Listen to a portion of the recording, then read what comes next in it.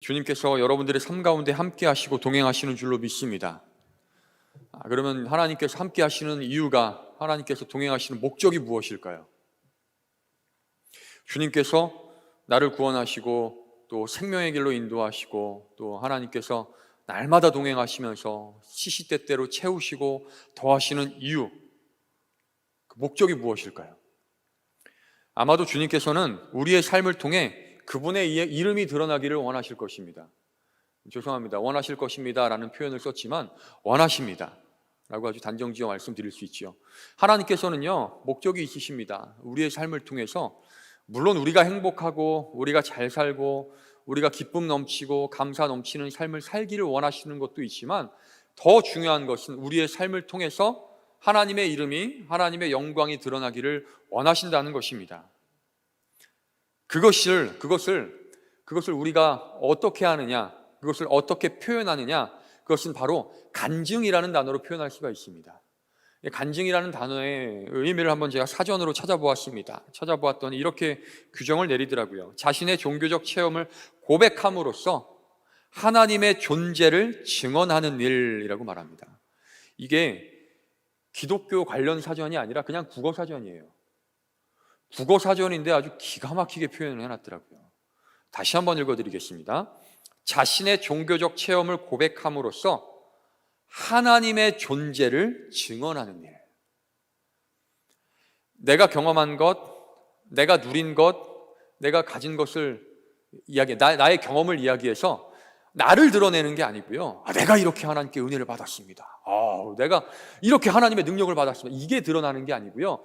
그런 경험을 고백함으로써 하나님의 존재를 증언하는 것이 바로 간증인 것입니다. 또 한편으로는요, 우리의 삶은요, 이 규정에 내려진 간증, 그 간증을 하는 삶이 되어야 한다는 것입니다. 우리가 경험한 것, 우리가 누린 것을 증언하면서 내가 드러나는 게 아니고, 내 삶이 드러나는 게 아니고, 나의 믿음의 연수가 내가 얼마나 많은 봉사를 했고 헌신을 했고 이게 드러나는 게 아니고 하나님께서 어떤 분이신지가 드러나야 하는 것이 바로 우리 삶의 목적이라는 것입니다. 사도 바울은요, 너무 기가 막히게, 물론 당연하죠, 사도이기도 하고 이것이 성경이기 때문에 정말 아주 멋있고 간결하고 기가 막히게 자신의 삶을 간증합니다. 이 간증을 통하여서 무엇이 드러나겠습니까? 사도 바울의 간증을 통해서 드러난 것이 무엇이 있겠습니까? 사도 바울의 능력, 물론 그 드러날 수도 있어요. 나타날 수도 있습니다. 그런데 사도 바울은요, 철저히 하나님의 능력을 드러내고 증언하고 있다는 것입니다. 1장 12절에 보니까 이렇게 말합니다. 나를 능하게 하신 그리스도 예수 우리 주께 내가 감사함은 나를 충성되이 여겨 내게 직분을 맡기심이니 라고 말해요. 여기서 두 번의 타동사가 나오는데요, 이 타동사는요, 내가 자동사, 내가 한 게 아니에요. 누군가가 나를 그렇게 하게 만든 거예요. 여기 두 번의 동사가 나오는데 그 동사 첫 번째는요, 능하게 하셨다라는 동사입니다.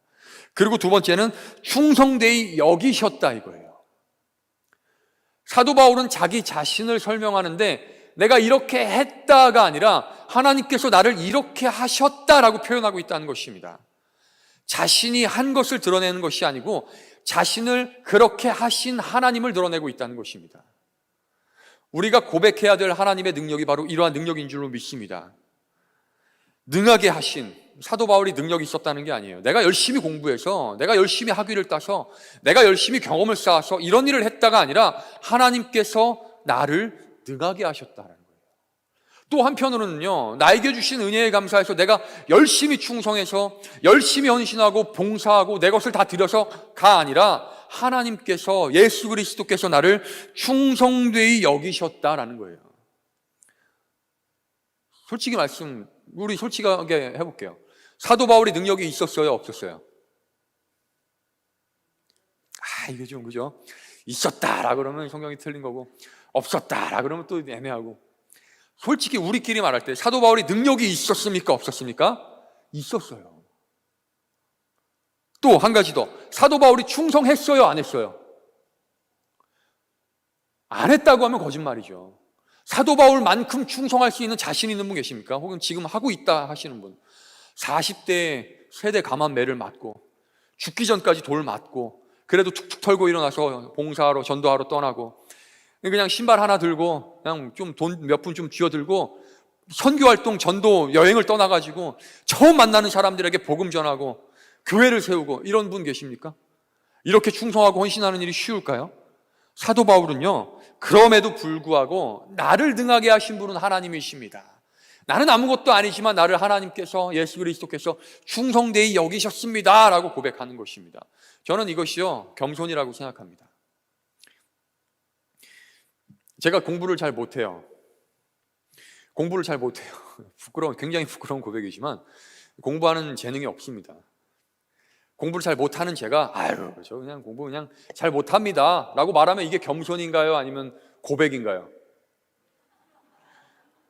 저 공부 잘 못해요. 진짜 고등학교 때 정말 시험 못 봤어요.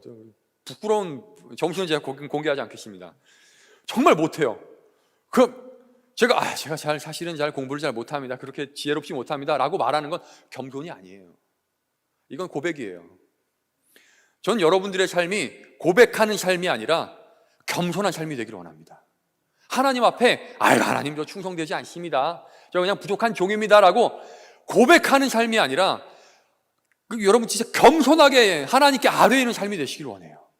그냥 말로만 하나님께 충성하고 헌신하고 봉사하고가 아니라 실제로 하나님 앞에 사도 바울만큼은 아니더라도요 정말 부끄럽지 않게 주님께서 나에게 베풀어 주신 놀라운 은혜에 내가 정말 밉보이지 않게 아무것도 아닌 것이 아니게 최선을 다해 내 것을 드리고 헌신하고 충성하고 봉사하면서 하나님께서 나를 충성되이 여기셨습니다.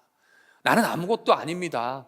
내가 한 것은 그냥 발톱만 때 같은 존재입니다. 이런 고백으로, 겸손한 고백으로 하나님께 영광 돌리시는 귀한 주의 백성들이 되시기를 원합니다. 사도 바울은 그렇게 겸손하게 주님 앞에 고백하고 또 간증함으로써 오로지 주님의 이름만 드러낸 사람이라는 것입니다. 얼마나 훌륭합니까? 13절에 이렇게 말해요. 내가 전에는 비방자요 박해자요 폭행자였으나 도리어 긍휼을 입은 것은 내가 믿지 아니할 때에 알지 못하고 행하였음이라. 사실 목사님 좀 부럽더라고요. 거기 유럽 거기 갔다 오셨잖아요. 거기 갔다 오셔서 오늘 설교 말씀을 딱 한 단어 복음이라고 정하셨어요. 아까 11박 13일이었죠. 11박 13일 동안 수많은 건물들과 사람의 이야기들과 역사의 증거들을 쭉 살펴보시면서 결론 내리고 선포하신 말씀이 뭐예요? 복음인 거예요. 복음. 여러분, 사도 바울이 왜 이렇게 겸손하게 하나님 앞에 겸손한 모습으로 나아가서 자신의 아들과 같은 존재 디모데에게 또 이 성경이 전해진 우리들에게 간증하고 고백하는 이유가 무엇입니까? 그 근거가 어디 있겠습니까? 복음에 있는 것입니다. 그 복음을요 사도 바울은 이렇게 표현하는 거예요. 내가 전에는 비방자요 박해자요 폭행자였으나 도리어 긍휼을 입은 것은 내가 믿지 아니할 때에 알지 못하고 행하였습니다. 그러니까 사도 바울이 해놓고 구원받은 게 아니라는 거예요.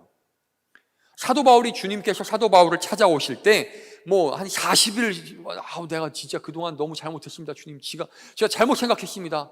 제가 착각했습니다. 용서해 주십시오. 회개 기도하고 주님께서 찾아오신 게 아니라 여전히 비방자였고 박해자였고 폭행자였을 때 사도 바울을 찾아오셨다는 거예요. 그러니까 사도 바울은요 그 어떤 상황 속에서도 당연히 겸손할 수밖에 없는 거예요. 뭘 해도 주님의 은혜에 비교할 수 없는 자신의 능력이 없었던 것입니다. 이게 바로 복음이라는 것입니다. 우리에게 허락하여 주신 예수 그리스도의 복음이 무엇일까요? 무엇이겠습니까? 성경을 배독했더니 은혜가 주어지더라. 헌금을 내가 최선을 다해서 11조를 넘어서 12조, 13조를 했더니 하나님께서 은혜를 주시더라. 한 주도 빠짐없이 예배 다 참석해서 출석 만점을 받았더니 내게 은혜를 베풀어 주시더라. 내가 헌금을 하고 또 헌신을 하고 봉사를 하고 또 교사로서 여선교회로서 혹은 여러 가지 직분의 이름으로서 봉사하고 헌신했더니 하나님께서 은혜를 베풀어 주시더라. 이게 아니고 여전히 죄인인데 여전히 부족한데 드릴 게 아무것도 없는데 할 수 있는 일이 아무것도 없는데 그럼에도 불구하고 베풀어 주신 주님의 은혜가 너무나 크더라. 이게 바로 주님의 은혜요 복음이라는 것입니다. 사도 바울은요 그 은혜를, 그 복음을 그 누구보다도 깊이 경험하고 누린 거예요. 누리고 나니까 전할 수밖에 없다는 것입니다.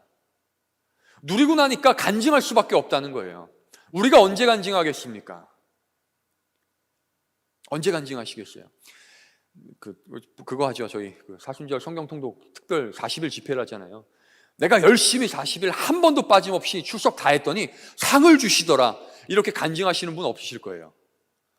그렇게 간증하지 않으실 것입니다. 간증할 때 어떻게 간증합니까? 야, 내가 아무것도 아닌데 그저 주님 앞에 나와서 잠깐 눈물 흘렸을 뿐인데 주님께서 기도를 들어주시고 나에게 찾아와 주셔서 정말 사랑의 손길로 나의 어깨를 안아주시고 내 눈물을 닦아주시고 다시 일으켜 세워주시더라. 이렇게 간증하시지 않으시겠습니까? 우리가 주님 앞에 나아가야 할 방법, 그것은요, 어떤 것도 표현할 방법이 없어요. 어떤 것으로도 표현할 수 있는 능력이 없다는 것입니다. 그저 우리가 할 수 있는 것은요, 아무것도 아닌 나에게 사도 바울과 같이 내가 전하는 비방자요, 박해자요, 폭행자요, 무식하고 어리석고 가진 것 없고 능력 없는 부족한 종이지만 주님께서 나를 하나님의 자녀 삼아주시고 생명의 길로 인도하여 주시고 능력의 자리에 세워주셨다라는 말로 고백할 때에 우리 삶이 아니라 하나님의 능력이 나타나고 주님의 살아 역사하심이 드러나게 된다는 것입니다. 여러분들의 삶의 그 고백을 통하여서, 여러분들의 진정한 간증을 통하여서 하나님의 살아 역사하심이 드러나고 또 선포되어지는 주님의 백성들이 되시기를 바라겠습니다. 15절에 이렇게 말합니다. 미쁘다 모든 사람이 받을 만한 이 말이요, 그리스도 예수께서 죄인을 구원하시려고 세상에 임하셨다 하였도다. 죄인 중에 내가 괴순이라. 미쁘다라는 표현을 써보니까 신약 성경에 딱 4번 기록되어 있더라고요.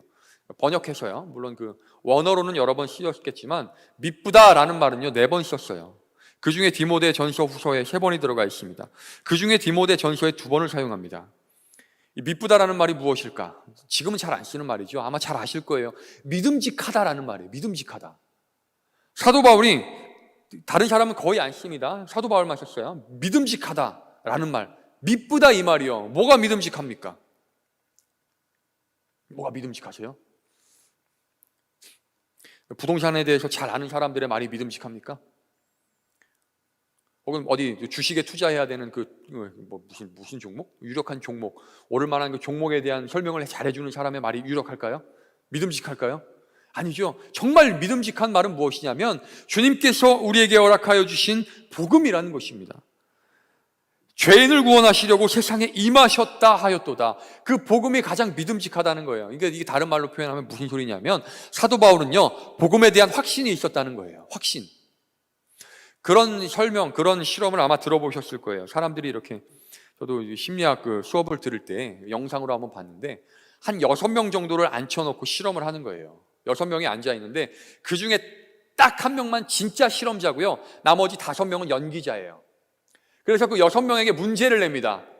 문제를 내는데 되게 쉬운 문제예요. 쉽게 알 수 있는. 자, 앞에 색깔을 딱 보여주면 이것이 무슨 색입니까? 파란색을 보여주는 거예요. 무슨 색이에요? 파란색을 딱 적죠. 그런데 이쪽부터 이제 대답을 하라 그래요. 그랬더니 이쪽부터 해서 빨간색입니다. 분명히 파란색이에요. 빨간색입니다. 무슨 소리야?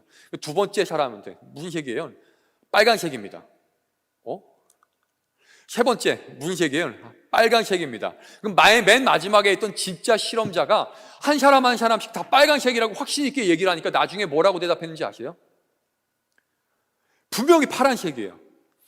근데 정말 그 다른 사람들이 다 빨간색이라고 하니까 그 분위기에 압도되어서 어쩔 수 없이 빨간색이라고 대답을 하더라고요.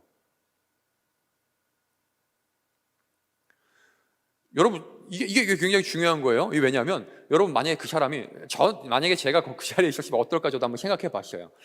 자신이 없더라고요. 근데 정말로 내 목숨을 내놓고라도 저것에 대한 확신이 있다면 뭐라고 대답했을까요? 내가 내 목에 칼이 들어와도, 내 머리에 총을 겨눠도, 내 인생의 모든 걸 걸고, 내 전 재산을 걸고 저것은 파란색이다.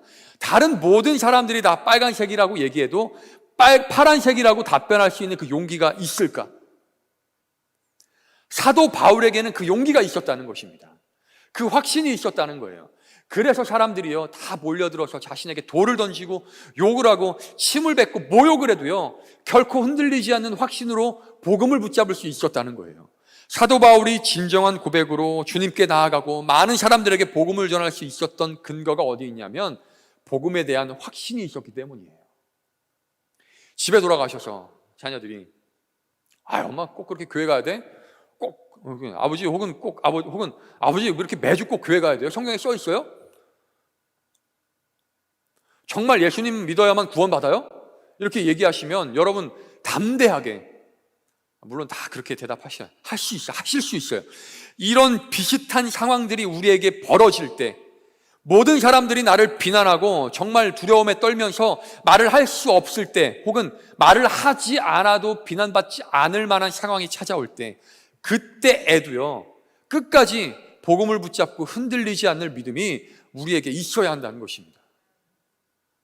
사람들이 다 얘기해도, 친구들이 그런 얘기를 하더라고요. 지난 주일에도 한번 말씀을 언뜻 들었는데 그런 얘기를 하는 거예요. 제가 이제 아무래도 신학생이고 전도사일 때 결혼하는 친구들이 굉장히 많았습니다.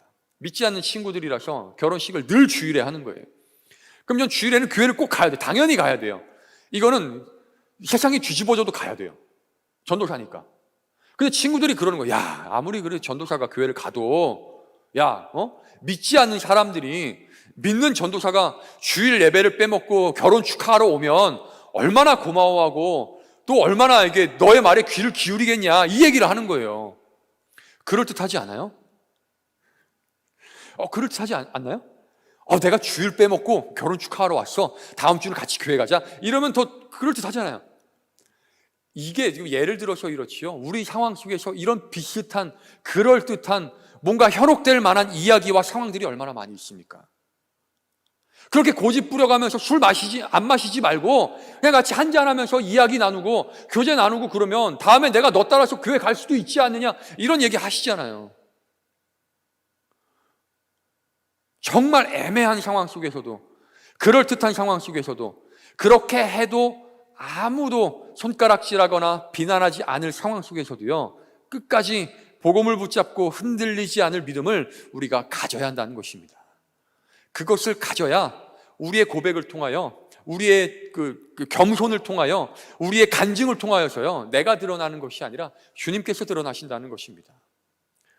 여러분들의 삶의 모습을 통해 여러분들이 그동안 이루어왔던 여러 가지의 신앙의 이력들, 또 여러 가지의 경험들, 여러분들이 삶에서 쌓아왔던 명예들을 드러내는 것이 아니라 오직 하나님의 존재하심만을, 하나님의 살아 역사하심만을, 예수 그리스도의 복음만을 드러내는 귀한 주의 자녀들이 되시기를 바라겠습니다. 그래서 여러분들의 삶의 모습을요 자녀들이 볼 때 고민하지 않고 우리 부모님을 보니까 하나님이 계신가, 이게 아니고요, 여러분들의 모습을 보자마자요, 여러분들을 만나자마자 야, 진짜 하나님 계시는구나.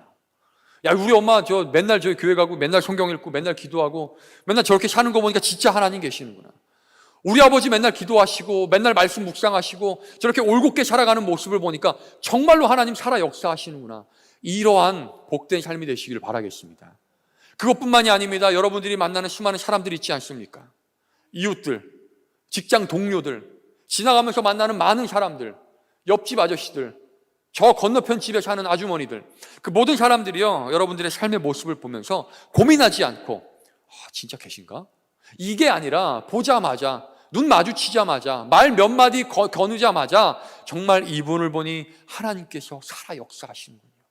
이분을 보니 교회에 희망이 있고 소망이 있군요. 정말 주님만이 진리이시고 주님만이 생명의 길이시군요. 이러한 고백이 나올 수 있는 귀한 주의 백성들이 되시기를 바라겠습니다. 그래서 그런 삶을 통해 오로지 주님만, 오로지 하나님만, 오로지 복음만 드러내시고 나타내시는 귀한 주의 자녀들이 되시기를 바라겠습니다.